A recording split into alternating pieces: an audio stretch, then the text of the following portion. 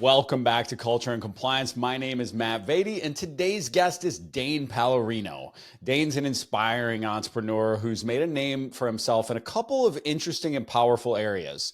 First, he's leading a successful niche recruiting firm called Pallorino Partners, and he also has an amazing business called Dad Bod Sculptors, which is where we're going to spend the bulk of our time talking about today.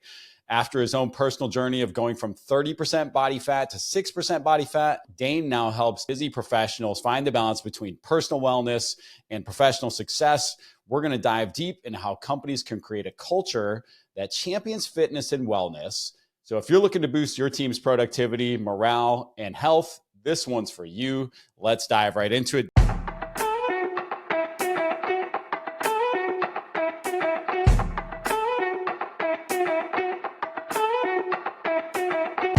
Dane, thank you so much for joining me today. You've undergone a remarkable fitness transformation in your own life. How important do you think it is for leaders when it comes to lead by example in health and wellness? Yeah, thanks for having me, Matt. First off, I think it's super important. It's one of the things that I realized in my journey as an entrepreneur, being in the tech world, coming from the headhunting side, dealing with CEOs and investors and advisors and leaders of those companies.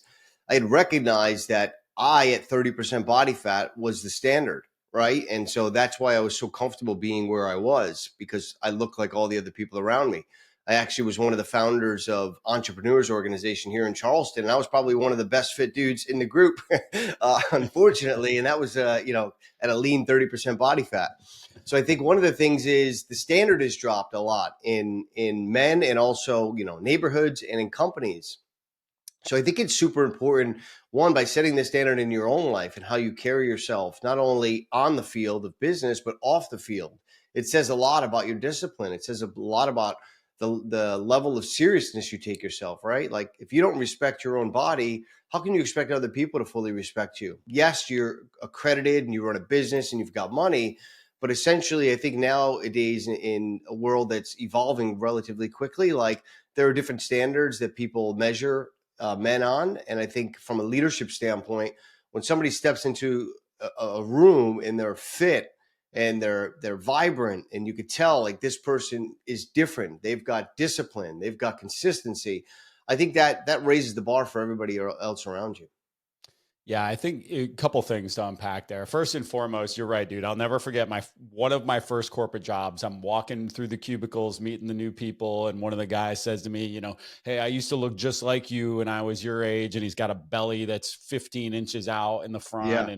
and he's, "Oh, this will happen to you one day," sort of a thing too. And he was a former college athlete as well, and it was just like, dude, that's not going Yeah. to happen to me. I'm sorry. Like it's Yeah. not. And like you can think that all you want. And that might be the normal for all you guys to go out and to eat big. That's the thing is like in a corporate environment too, everybody's going out and getting a big lunch every day. Right. So it's That's like, I'm right. going to have, I'm going to have carbs on carbs. This is the thing that always amazes me, Dane, is like in America, we've made it where not only do you have a sandwich, which has more carbs than you need wrapped around it in the bread, but you Yeah, also it's have one some meal. fries chips with it is the norm as well. So you double down on garbage. But anyways, Yeah. as I told you before getting into this is a topic near and dear to my heart. I'm going to take this in a million different directions. And I got to call you out, bro. Like, I don't know if you did an actual body scan before that 30%, man. You might have been a little more than 30% on the front end of Yeah, I that. probably was. Yeah, I was being generous. I looked at that picture and I showed it to my wife, and I was like, "How could you let this happen to me?" And it's so common for men because It you start is. running a business or you run your career, you have kids, you get married, like life just starts hitting you at a really fast pace between providing and protecting and succeeding. You're kind of like building the plane while it's in the air as a man, right? And so your health and fitness just slowly starts getting lower and lower on the priority poll. Most of us trained or were athletes at some point in our life, and we always kind of play that Uncle Rico card. Oh, you should have saw me in my 20s, you should have saw me in high school. But it's like nothing needs to change. You need to, just like you did to scale your business and your home and your family, you need to create a system that is repeatable and is based on habits that are consistently in your control, and then you'll be able to create the physique that you want. So yeah, I think that when I look at those pictures, it's we have a good chuckle. You know, my wife's like, I can't believe you look like that. You know, I didn't see, Yeah. luckily she's always nice. She's like, I didn't see you that way. I was pretty pissed off when I saw that picture. Well, it's all too common, like you mentioned. I mean, it's kind of wild to me. I mean, now look, I have it different. And so the joke I always say, and it's not a joke, this is a very real thing that I tell my wife is like, look, I will not be fat and bald. Like, I can't help that I'm bald. That piece is Oh, fat gone. and That ship bald. has Oh, sailed. But like, I will not be fat and bald. So, like, that yeah. is one thing I will not do to you, like, as your husband. I can't control the bald piece, and I'm certainly not going to wear a toupee or get a hair plug. So, Yeah. but you nailed it Control right what you can there. control. Yeah, that's right. Control the controllables, right? That's right. And that's the thing is like the discipline level has dropped so substantially on what is acceptable. And I was kind of joking, not joking. I mean, I said to my kids the other day, we're watching television, we're watching a football game, and every commercial is either for, you know, some disgusting food that is going to make your body sick or Yeah. a prescription that is going to try to make you better. The Right. Band-Aid. So Yeah. societally, we've made it okay to be obese. And then now we've even got, you know, this imagery of these people plugging themselves with needles to try to lose weight makes me sick to my stomach. Yeah. All Band-Aids, man. All these short-term fixes for a long-term problem. You know what I mean? And I Yeah. think I get irritated too, because I'm like, when guys say, oh, it's too late, or I'm 40, or you know, you'll see, you'll get there one day. I'm like, you're 42. Like, let's just say you live to 75. You've got 30 plus more years with that mentality in that body. You think that scales well for anybody around you? Do you think that's fair to your kids? Do you think it's fair to your wife who signed up when you said you were going to be your best? You know, like, it's way too early for men to be using that excuse. And so for me, I recognized when I saw the painting on the wall and I saw that picture and I had a little bit of cognitive dissonance, it was really tough conversations that I had to have with myself. But essentially I was like, nobody's going to fix me but me, you know? So it's time to find the problem and raise the standard in my own life, because Matt, like, you've got kids, we're naturally going to want them to have standards. We're naturally going to want to keep raising the bar for them. How can you do that if you're not doing it in your own life? Right? If you're a business owner, how can you do that if you're not running your business and your own brand that way? And I think nowadays, like in the world of business and personal brand, like, they're blended. You are your brand. You are a walking commercial of your brand. So you're telling us that, yes, you're great in one area, but you're way below par in another area. That impacts your brand. Well, so a couple things here. You talked about repeatable habits and systems. I want to come back to that in a moment, but I also want to say I'm just going to call it out, right? Because the name of Dane's company is Dad Bod Sculptors. He's already mentioned this in men. We are men. It is going to be very difficult for us to speak about, you know, the female vantage point and what to do there. And so we're going to talk about how we can lead by example. And honestly, I think I looked at our channel on YouTube analytics the other day, and I think it's like 86% men. So I think we're going to hit our base anyway.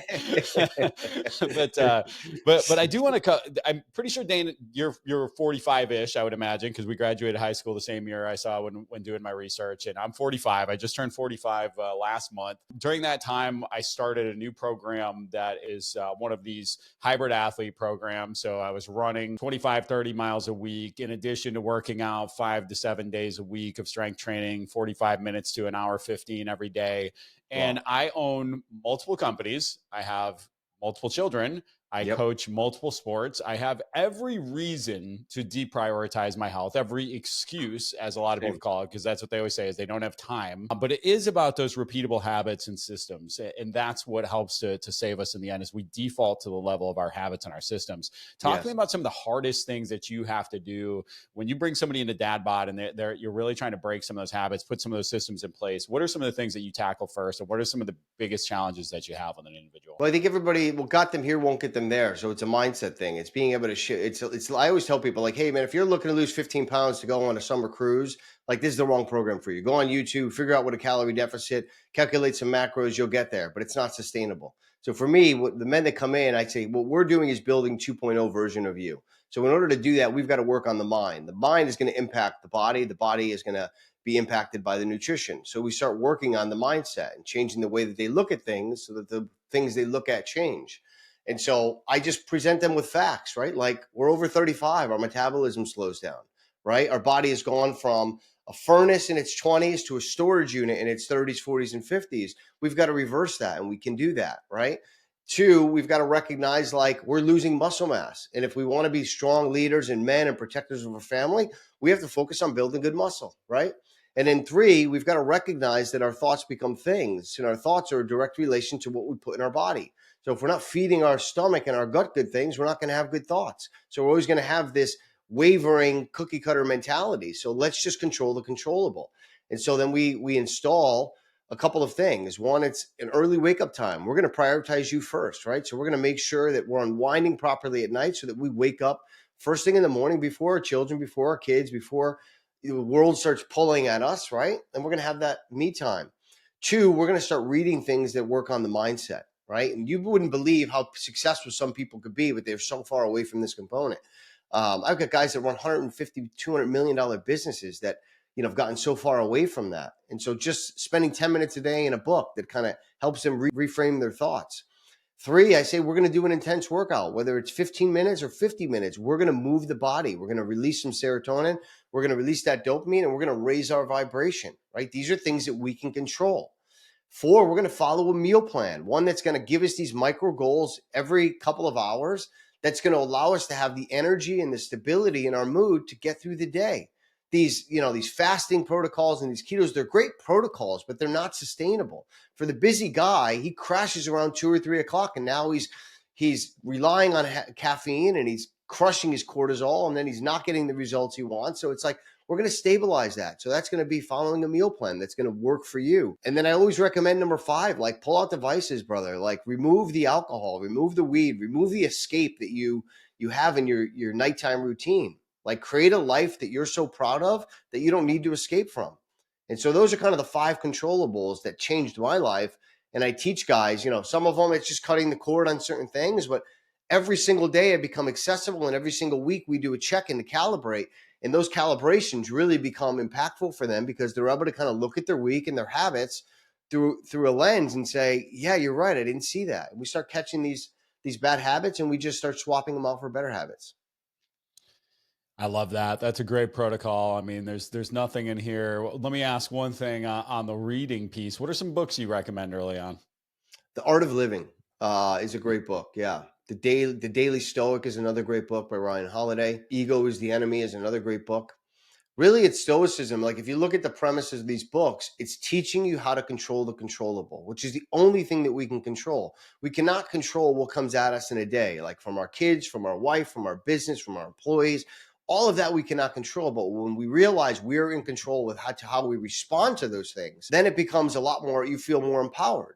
And so if you create this routine that I talked about here, which is getting yourself to an elevated state every day, it's not this place of, oh, I'll be happy when I lose the 30 pounds, or, oh, I'll be happy when my company raises this money, or I'll be happy when I fill this position. No, you have to wake up every day in a state that's low vibration and create a high vibration state so that you live from that place every day. And when you're there, you start to attract the things that you desire, right? Like your subconscious. And so that's what I'm teaching guys is that you have a chance every single day to win. Like you're not going to be in the body of your dreams tomorrow, but you can have the mindset of your dreams tomorrow. And that mindset is going to impact everything else. And oh, by the way, your body will slowly come around and be one that you actually admire and respect. So Well, it's a the interesting byproduct thing of the is habits. The interesting thing is how quick the results start coming once you start making the changes. I always sometimes, even I've been at workout 5 to 7 days for my entire adult life, guy. Yeah. Like there's not a week that goes by that it's just part of my routine. Like you mentioned here, like I'm not as ripped as you, Dane. There are a few of these that I don't do as well. The meal plan, I'm an 80-20 guy, right? Like I eat healthy 80% of the time. I'm not trying to get to 6% body fat. That's a level of discipline that I'm not trying to have in my life. I'm trying to live in that 10 to 20 zone throughout the year, depending on where we are. I'll be, right now I'm probably sitting a little closer to 20 coming off of that vacation to Polly's, right? Pizza the whole time. That's what vacations are for. Get that surplus in there so you come back and use that as fuel. That's right. Then I feel good. Then you can take a quick before and after photo when you get back, right? That's right. Yeah, 3-month transformation. That's right. My wife jokes, man, our Google photos are just filled with a bunch of before pictures. When are these after photos coming? How come you never show, when they show you the carousel, like remember when, you're like, they're all the befores, where are the afters? Yeah, I agree, man, with what you're going to say, just to touch upon that. It's a level of comfort that's for everybody. Like I meet people where they are, and I think that that's really important. But the goal of the meal plan is to create structure And it's so that there's no decision fatigue. Like, think about how many people start thinking 2 hours before lunch, where are we going to go today? How much energy they're starting to put on where they're going to go. They start getting these raises in their dopamine, like, oh yeah, let's go there. And then they eat that lunch, and then they lose 60 to 120 minutes digesting and coming out of this food coma. Now, hey, let's get some more cappuccino or some more caffeine and get through the rest of the day. It's like, when I remove that from my executive clients, right, they're like, dude, I absolutely love that this is no longer a decision for me. Just eat the food. It's fuel. It tastes good. I actually look forward to every meal. I no longer have any decision. So when you're able to remove that decision fatigue, I was able to launch a whole nother business that's become on track to do 7 figures in less than a year, right? Because I removed the decision fatigue of what I was going to eat every day for breakfast, lunch, and dinner. It opened up so many other areas to where when I knew I just ate, I got 4 hours to my next meal, I can be where my feet are. As a business owner, when you know you could be where your feet are and you've taken care of you, the productivity goes through the roof. And then flip that to the later end of the day. When you've done your business and you've had those productive blocks of work and you've fed yourself properly, you're not like a glutton and your brain fog and all that. But now you get home with your family, you're able to be where your feet are, which means you can be with your kids, you can be with your wife. How many times as men did we get home and we're there, but we're not there? I mean, for the first 3 or 4 years of my children, it's sad to say, I was there, but I don't remember a lot of these moments because my mind was thinking about growing a business or what about this deal and what about that client. And it was because I just didn't have a schedule that was optimized. I wasn't optimizing me. Well, a couple of quick things in there, and then we'll transition into how we can employ this in our workplace so that we can positively influence our teams. But if you're liking this conversation around mindset, make sure you check out our other video, Winning Mindset Hacks. One of the things I talk about in there that I've lived for the last decade or so is E plus R equals O. Event plus response equals outcome. Dane just said it in a completely different way. We also say life is 10% what happens, 90% how you react. But like that framework, and it's funny because I use it with the 11-year-olds that I coach as well. And I heard a dad yell it from the stands during a baseball game last weekend, and my heart nearly melted. Like, he yelled it at his son who was getting down after a play. He yelled E plus R equals O. And it's events happen, right? And every day something, when you walk in the door, I remember early on in our business especially, it was like, I knew that every day when I walked in, somebody was going to throw something at me that was going to take hours of my day away because I was client facing. I was involved in serving the clients directly. So that meant my calendar was really subject to them and their desires every day, right? And I had to get comfortable with my response to that, because if your response is like fighting it and like, oh no, how do I don't want to do all the client work. Well, that's my job, right? That's right. So like that. Yeah. So if I'm angry or I'm upset about that, like, I've got to find a different way. Then my outcome is just going to be bitterness. And like you said, I'm going to carry that home, and then I'm going to complain, and I'm going to have a ripple effect in a negative way based on how I responded to the events of the day. Yeah. But conversely, if I understand like, oh, hey, this is my job, I'm going to do it the best of my ability. And I'm going to also look to ways to automate and delegate that. And so I'm going to continue to grow as an individual in a business. Then my outcomes are more positive, right? So there's always that R is the only piece we can control, but it dictates the outcomes. And then you also nailed the other piece there, which is very much along the same line. Is I learned a long time ago, once you get in that driveway and you get home at the end of the day, man, you've got to take a deep breath, reset, and say, now is my most important job of the day. I'm going in to do the real work now. And that's be a husband, be a father, and all the stuff that happened all day. You'll realize now I've been blessed enough to be married for over 16 years. And so over those years, I've realized like, hey, nobody really cares about what happened in my day at work. I'm not saying that they don't care, but it's time for me to be dad and husband here. And that's what time it is. Right. So yeah, dude, important stuff there, Dan. Yeah. We're emotional beings. I don't know about you, but I'm super passionate. And that can sometimes had been my downfall until I kind of learned how to control the controllable. I used to be very reactive to everything. And in recruiting, especially, you cannot control humans, right? So I would have a client that wanted this very difficult candidate. I have this candidate that didn't need to leave, and I couldn't control any of them. So a lot of times I was stuck with the emotions of, what are they going to do? Why aren't they listening? All these things. And I put a lot of that on my wife, and that carried into the energy of my household at night, and that carried into how I woke up. And training and getting in a place where I was doing the uncomfortable thing and getting comfortable being uncomfortable really trained me to go like, dude, I did 200 squats today. Like, I can deal with, these 15 tasks. I can deal with the candidate not responding, whatever it was. And, I just changed my perspective on a lot of things. And that allowed me to be a lot more pleasant of a dad to be around, because my kids were still luckily 3 and 6 months old. Now they're 5 and 8, right? Now I'm on the later side of this. So they get to see a lot happier dad than I was on track to be. Well, and at some point, to your point, like the identity of being athletic, like your kids notice it too. Like my Oh yeah. daughter loves that I'm in great shape, right? Like Heck she yeah. loves that she knows she's got a dad that can protect her and that is strong. My son, who's an athlete, loves to look, the fact that I can go out there and play and I can still, do the stuff that it's not like I've got to say, hey, go play with some other kids. Like I'm able Yeah. to do the things with him that I want to do. And it's not, again, we're talking about not a massive, I used to tell people so full disclosure, I used to be a personal trainer. And so this is not a new thing for me, but I used to tell our people when they do a 45-minute boot camp, I'm like, this is 3% of your day, y'all. Like, I mean, it's next to nothing. Like you've It's so got to small. invest the time. Like That's right. it's so simple. But let's talk about that accountability in the workplace and how do we make that transition from, I told you before we jumped on, I'm hammering a pre-workout right now, which I'm sure you can approve of, but because I'm leaving here from the office and I'm getting ready to go to the gym at 10 o'clock in the morning to go work out for an hour because it's 2 minutes from here. And then I'm going to come right back. And that's me leading by example and saying, hey guys, like this is an acceptable behavior, is to leave and go work out in the middle of the day. Like that's just one of That's many right. ways I try to influence a team in a positive way. How can we do that as leaders? How can we do that as teammates at work to try to reinstate what norms should look like of healthy individuals? That's a really good question, because I thought about that.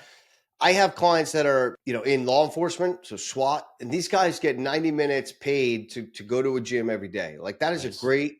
great promotion for them, where Yeah. they pay for their membership and they say you have 90 minutes a day to take care of your physical body. So I picked up that from kind of law enforcement. I also have clients that are in the tech world that get a health and wellness stipend, right? Like $1,500 every quarter where they can invest. And so those guys use that and they get the coaching. It's personalized. They get the nutrition, the training, the accountability.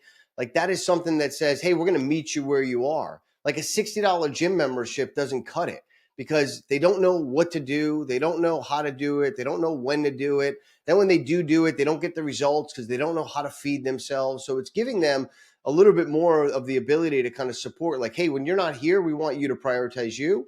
And so one of the ways is, helping them give them a stipend that says, hey, go find yourself somebody that's going to support this journey for you, from training to nutrition to mental health, and be the best you, because when you take care of you, you're going to take care of the business. So I think those are really good initiatives. And that starts with, promoting movement, right? Like, so you've got to be a culture that promotes a healthy individual. Two, it starts with, like, when you do have these events or these lunches, like, don't encourage it to be about the alcohol. Be about the gathering, right? Be about healthier foods. Like, give them better options when you do have these events. Like, I worked in the financial industry. I mean, dude, I was such a glutton. Every 5 days a week, we had these mutual fund guys coming in, just feeding you like just carbs. I was like, Yeah.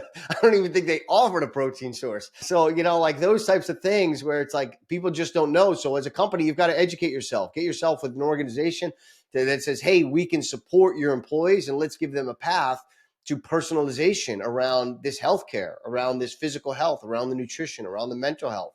Like those clients that I have, I absolutely admire those companies that we work with, because it's like they give the employee the financial freedom to say, hey, this is a priority, so take care of you. And those employees overcommit to those organizations because they don't always feel like they're playing from their heels, right? Like they're just an employee. So I think that's probably a good summary of like supporting that employee with some sort of stipend that says, hey, we're going to give this to you every quarter. We want you to invest this in you, right? Find a solution that's personalized, not a cookie cutter program for $60 a quarter that's going to solve $1 million problem, because essentially you're going to pay for that in healthcare. The more hospital visits they got, the more doctors they got to visit, like that's coming out of your pocket. So why not prioritize making their health a priority for them? And therefore that's going to impact the whole organization, because when Johnny gets healthy, Jimmy gets healthy. When Jimmy and Johnny are healthy, now Bobby's getting healthy, right? It's this ripple effect where men don't like being around other men that have a higher standard than them. We just have this trigger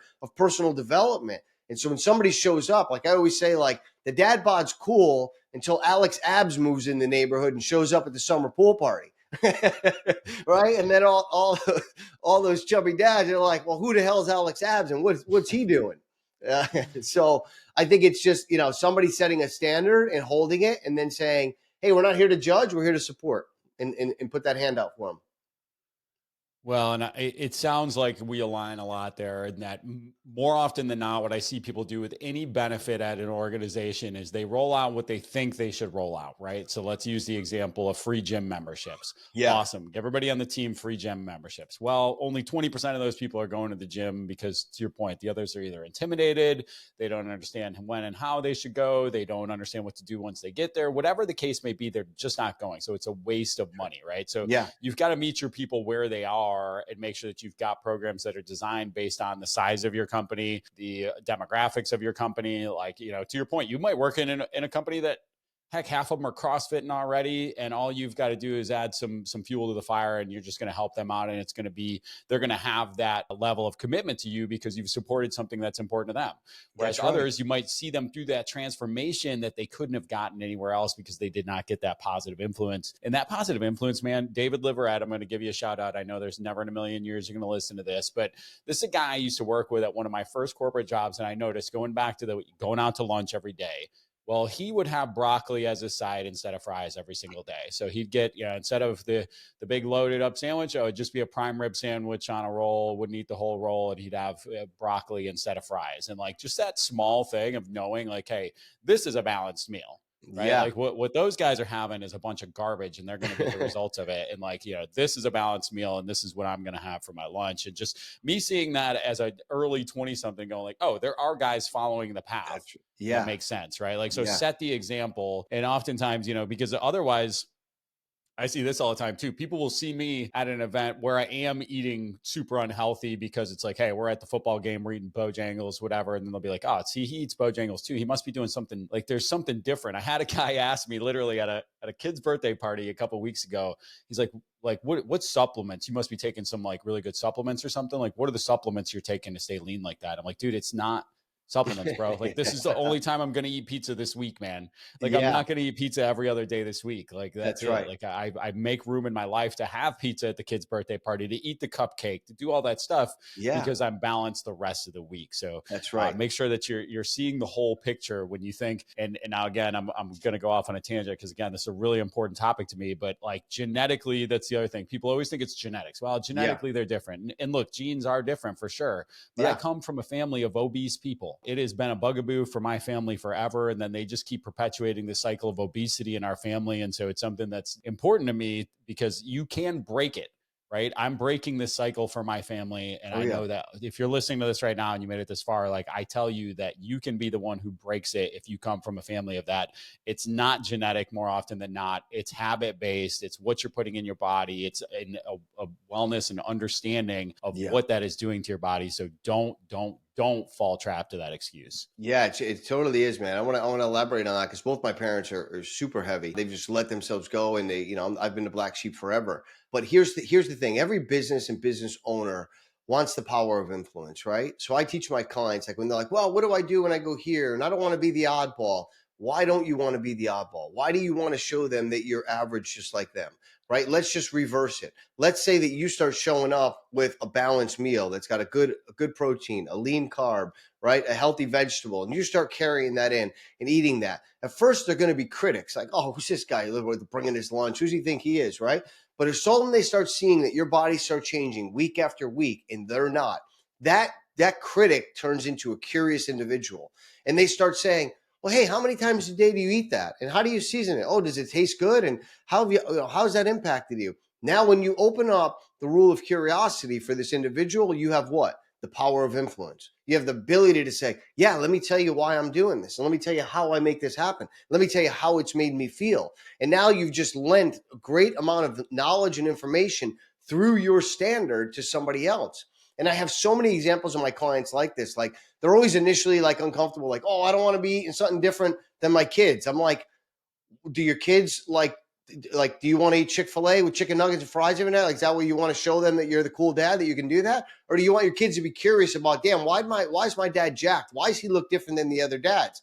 Well, because he makes different decisions at the dinner table. And hey, I want to eat like my dad because my dad looks different. My dad looks fit, right? So it's like when you implement these little changes, at first they can seem uncomfortable, But eventually when you bring it to the workplace, like I have one of my clients who's a CRO, he's like, I used to hide in the corner the first couple of weeks of the program, like eating my food, because I was usually the guy going out and getting the burgers. But then I just said, screw it. Like, and he said, you wouldn't believe all the people that were just like genuinely curious about what I was doing and why I was doing it, how long it took me to do it, how good I felt. Like I said, so now as their leader, do you think that they have less respect or more respect for you?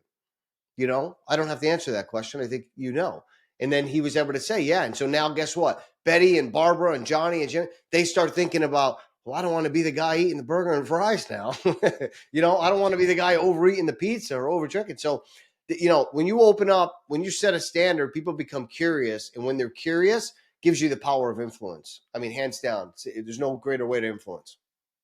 Well, I couldn't agree more. It's become the running joke at the office with my gruel that I eat every morning. It's just oats and protein powder, and it's every morning. It looks disgusting, but it's So delicious to me. And it's kind yeah, of the joke as I'm walking through, going to microwave. Hell, you got the gruel? You ready to eat your gruel there he for the goes. morning? And then conversely, look. So you talked about the other vices as well, right? This reminds me of back in high school when we get into to the bad stuff, the alcohol, all that. Like, what do? We want our friends to go down with us. That's right. So what do people like great humans that we are, right? So Yeah. so what happens, in an office setting? I'm going to bring in the cupcakes. I'm going to bring in the donuts. I'm going to bring That's in right. like I want my friends to go down with me. So like if you can come, bring in a bag of apples, bring in a bunch of bananas, bring in something different to help folks to guide a better choice. And, even, for us around here, like we keep free stocked snacks all the time. And it's like, it's a delicate balance of like, goldfish is better than potato chips. Right. So it's kind of Yeah. like we're picking our battles and we're putting some things in there, trying to influence folks to eat in a slightly better way. But, ultimately at the end of the day, it often, I think a lot, Dane, people will raise their hand and come to you, but oftentimes they just don't raise their hand. And I hear a lot of advice and like, a lot of people who are not in a position to give advice say, oh, you know what I do to stay healthy and thin? And it's like, well, you're not. So You're why not. are you giving the advice? Right. So like When did you do that? yeah. But it's like, but it reminds me of coaching, right? So like when we coach an employee, we have to lead with questions, not answers, because people want to believe that they know better. And That's so right. if you ask questions and draw what they already know out of them, you're much more likely to see success than saying, hey, here's what you should do, Dane, That's right. especially if they're not asking, right? So That's right. that's, when Especially we lead another by man. He example, doesn't like being told what to do from another man. absolutely Yeah. not. A Absolutely lot of not. ego comes in. So what about the mental side of it? I mean, this is a piece for me, mental health and fitness. Personally, I'm kind of like, the term mental wellness, like I understand it and we all need, to keep our brain in a healthy place and all that, but I'm a little tired of the term itself. But what about mental health and fitness? Where does that fit into your protocol for what you're prescribing to the men that join you? Yeah, so my whole journey started not to get in the body that I'm in now. Like it literally started to stop the negative self-talk that I was having about myself, right? Because of the way that I was treating my body and the way that I looked and felt in my body, I no longer was looking myself in the mirror. I no longer believed my own word to myself. I no longer was like desiring or taking and leading my wife. I wasn't taking selfies or pictures with my kids. These are all things that I was super proud of, but for some reason I wasn't displaying that. And a lot of it came down to the insecurity that I had. And the insecurity came from the negative self-talk, which came from a direct correlation of I constantly was saying I was going to do things that I no longer was doing, right? I'm not going to drink that. I drink that. I'm not going to eat that. I eat that. I'm going to wake up early. I slept in late, right? Like, so I think a lot of the mental health comes from not holding your own word to yourself. So you no longer believe it. And if you don't believe your own word, how could you expect other people to believe your word? But when you set a system up that becomes habit based, where you validate yourself not on a result, but on a habit, right? And the habit is the work, and the work instills the worth. That person could be unstoppable because regardless of what's going on around you, you control the controllable again, right? You control the habits. If I do these every day, I will be in a place to where I'm proud of myself. And if I'm proud of myself, then that's all that matters because now I'm going to show up for the people that I love and care about. So mental health for me came down to I need to get to a place every single day by 5 o'clock. I was proud of the individual that showed up. I woke up early. I read something positive. I trained my body. I ate a meal plan. And oh, now here comes that last one. Don't drink that glass of wine. If I did that and I woke up the next day, shoulders were back, the head was, I didn't do it. I kept my word yesterday. And now I stacked that over 7 days, 14 days, 1 month, 2 months, 3 months later. You know how much better my mental health was? Because I was somebody that kept their word to themselves. I'm taking pictures with my family. I'm asking my wife to take a photo with me, all these little things. And I always say, like in my program, I don't tell guys this, but the first picture, the starting photo, it's always like this, Matt. The shoulders are down. I don't know who's taking the picture. The head's there. Like, take the effing picture, like, let's just get this over with. By the 90th day, it's like the evolution of the shoulders are back. There's a grin. Like, they're just so proud of what and they don't look like they're ready for a bodybuilding stage, but they have shown up for themselves in a way that they have not in so many other years. Yes, they've shown up to be a provider. Yes, maybe they've shown up half-assed to be a husband, but they've shown up for themselves. And when you do that through your habits and you validate yourself through those habits, man, the world becomes your oyster. You then can think like you can take on anything. Like, this isn't a problem. I'm a man that's consistent. I'm a man that knows how to get through the hard things and do the hard things other people aren't willing to do. So for me, that's the relationship for mental health. It's less about like sitting in a room and talking about your feelings all day, right? And it's more about just getting up and controlling the controllable and being a man that you admire and gifting that to the world. And when you do that every single day and you make that your job, doing your job, being a husband, those are easy. You know what I mean? Because you've done the hard work on yourself. So my program is less about a meal and a training plan and more about a journey of personal development.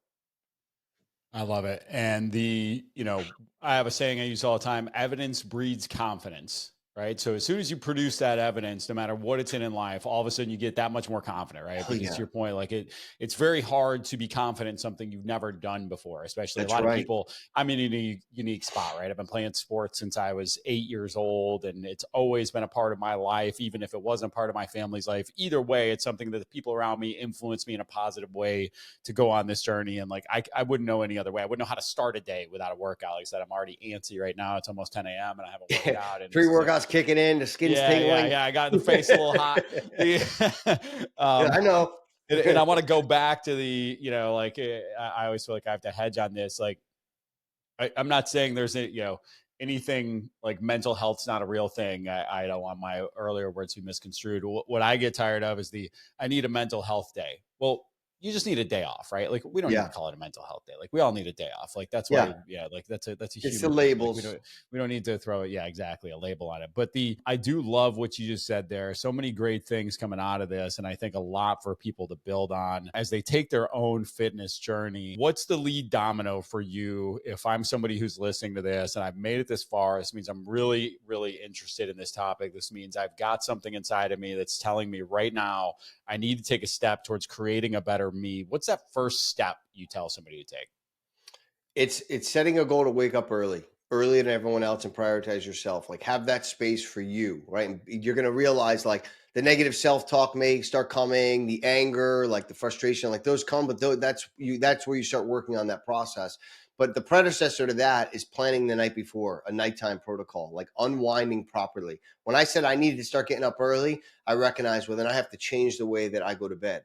And so that meant like unwinding earlier. So I teach guys a very simple protocol. It's like, we're going to not eat 2 hours before bed. We're going to shut off the phones and devices and TV an hour before. We're going to drink a nighttime routine. We're going to take some magnesium. We're going to start telling our body that we're unwinding. And we're going to set a goal to be in bed by 9 o'clock. And when you do that, getting up earlier just becomes this natural progression to where you don't need the alarm clock. Like, getting up at 6 was early for me back then. Like, when I started this journey, it was like, oh, 6 o'clock, like, geez, like, what am I going to do that early?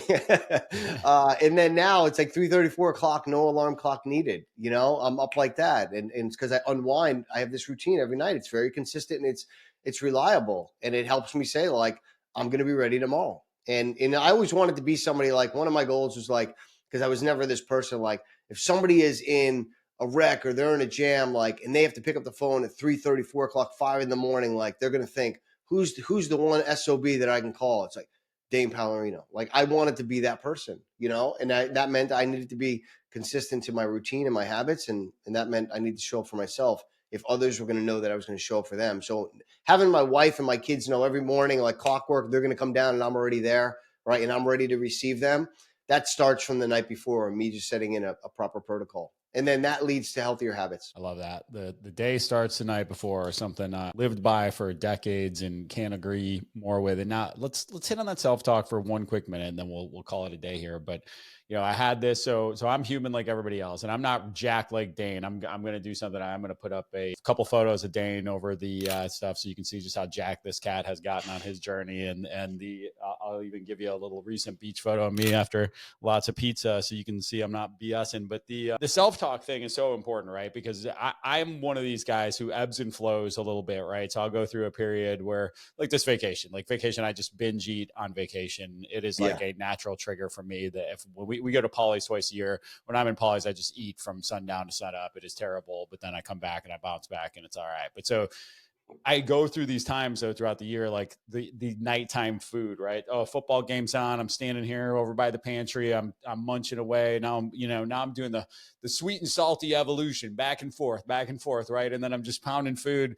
And then the other night, it's been a couple months now, but I remember I just said to myself, this isn't who I am.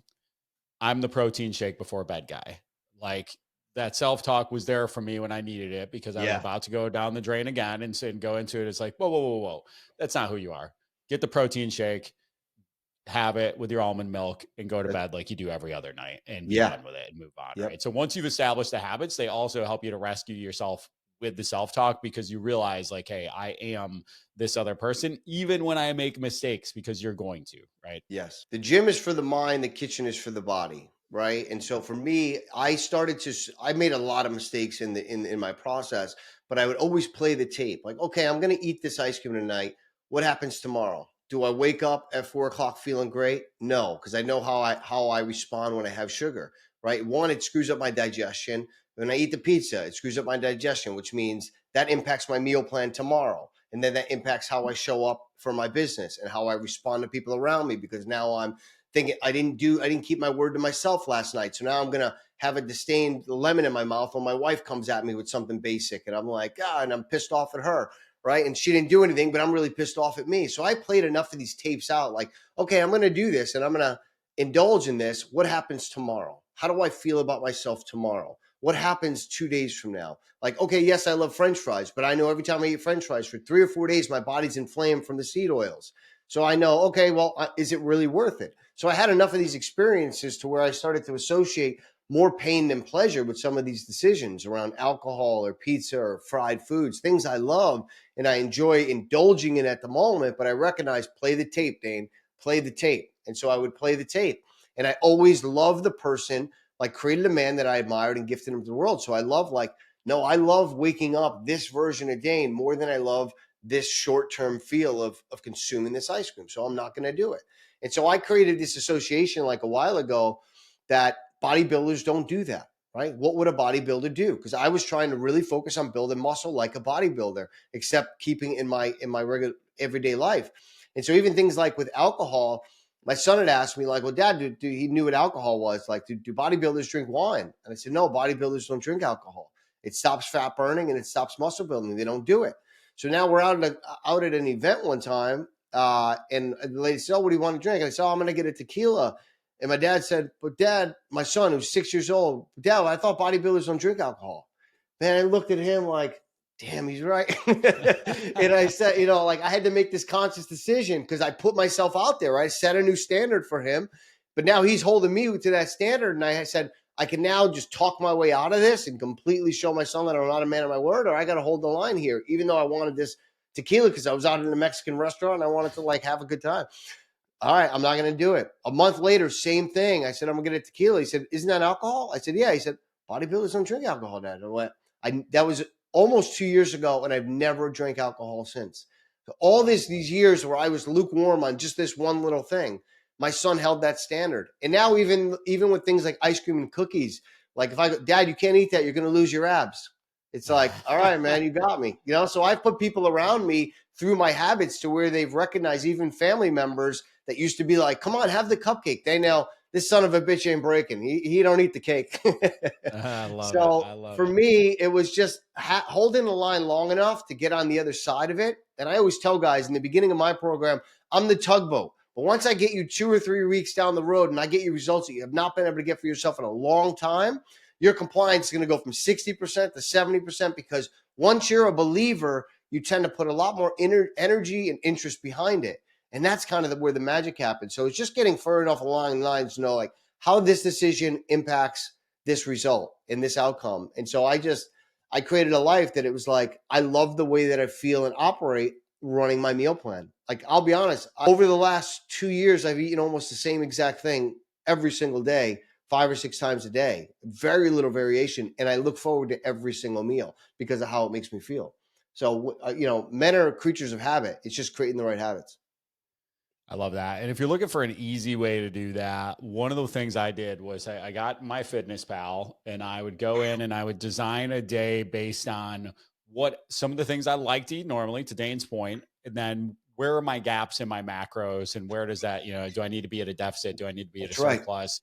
And then now I just have like, I know what, if I eat this generally for breakfast, this generally for snack, this generally for lunch, this generally for midday, et cetera, that like I'm going to be in my zone. So I don't have to track macros. I don't have to track calories every single day. I know what a great day looks like to get me to where I want to be for my goals specifically. And I'll finish with this because you reminded me of this, Dan, and I think I've never thought of it this way, but I think you could change the word alcohol for food.